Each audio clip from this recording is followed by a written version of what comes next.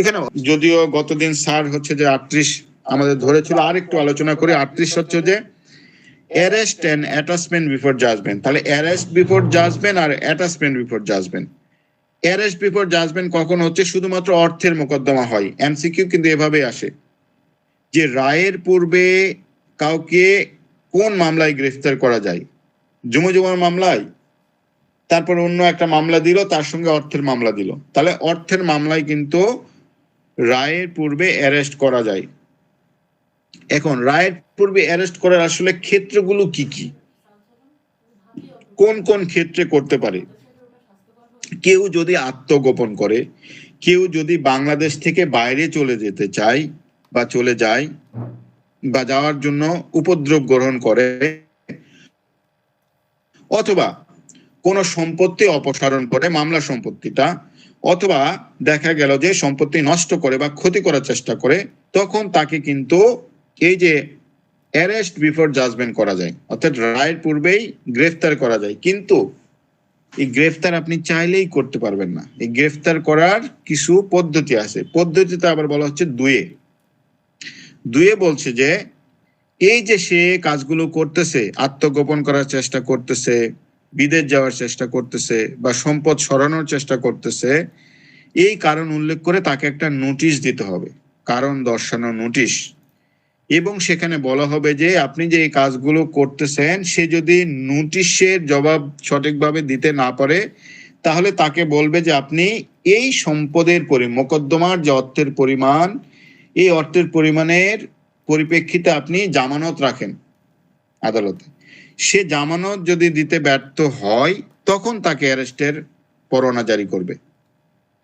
এই অ্যারেস্টের পরোয়ানার বিপক্ষে আবার প্রতিকার হচ্ছে আপিল। তাহলে এই 2 নাম্বার, 1 নাম্বার আর 2 নাম্বারে কিন্তু লম্বা চড়া কথা। এটা সংক্ষেপে যদি আমরা বলি, 1 নাম্বারে কি করবে? 3টা কারণে হচ্ছে তাকে গ্রেফতার করতে পারবে। গ্রেফতারের আগে 2 নাম্বার অনুযায়ী আগে কারণ দর্শানোর নোটিশ দিতে হবে এবং জামানত দেওয়ার জন্য বলবে। যদি জামানত না দিতে পারে, তাহলে ওই ব্যক্তিকে রায়ের পূর্বে অ্যারেস্ট করার জন্য আদালত পরোয়ানা ইস্যু করবে।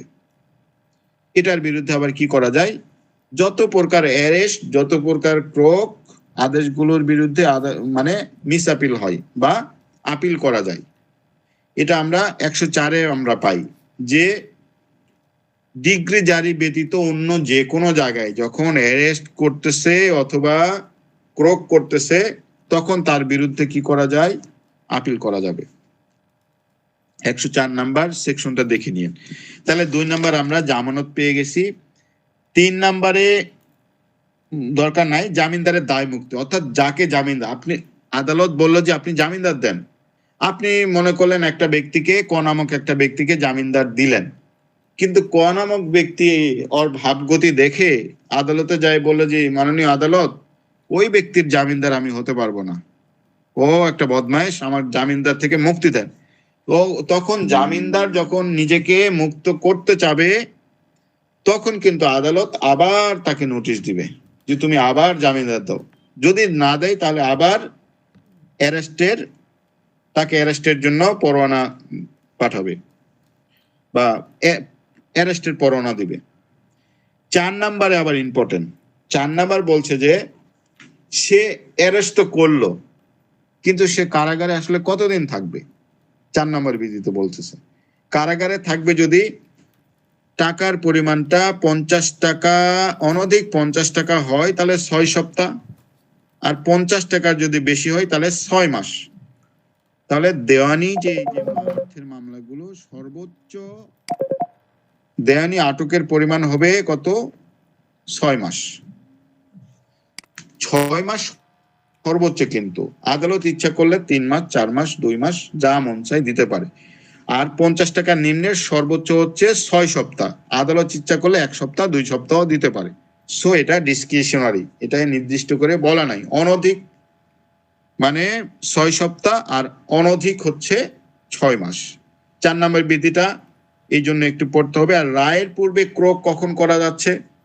রায়ের পূর্বে ক্রোক ওই যে সেম আপনার জিনিস 5 নাম্বার বিধিতে এটা উল্লেখ আছে যে আপনি ওই যে সম্পদ হস্তান্তর করার চেষ্টা করতেছেন, সম্পদ অপচয় করার চেষ্টা করতেছেন, তখন আদালতকে সংক্ষুব্ধ ব্যক্তি বলবে যে এই সম্পদটা আমি যদি ডিক্রিও পাই তাহলে কিন্তু প্রকৃত প্রতিকার পাবো না, আমাকে এই সম্পত্তি নষ্ট করা থেকে তাকে রদরহিত করেন।